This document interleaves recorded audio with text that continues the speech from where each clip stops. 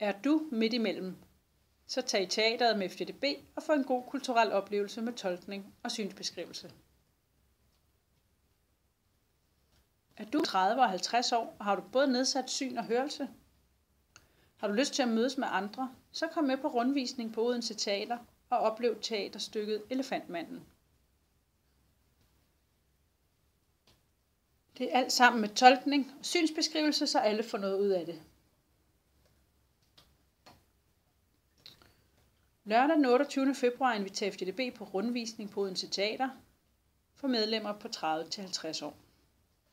Formålet med dagen er at få en dejlig oplevelse i fællesskab og undersøge, hvordan man kan bruge haptiske signaler og synsbeskrivelse, så alle kan få noget ud af et teaterstykke.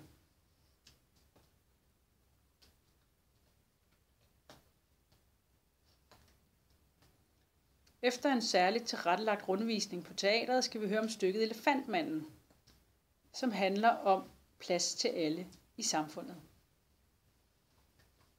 Vi øver haptiske signaler til brug for stykket, og slutter selvfølgelig af med at se stykket sammen og spise aftensmad.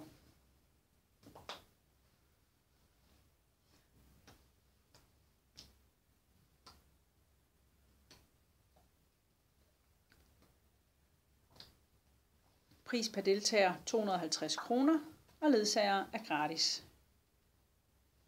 Beløbet dækker både teaterbillet, en let frokost, kaffe, kage og aftensmad.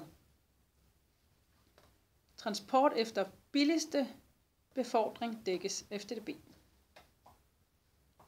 Der kan deltage op til 10 personer, hver med en kontaktperson eller ledsager eller tolk.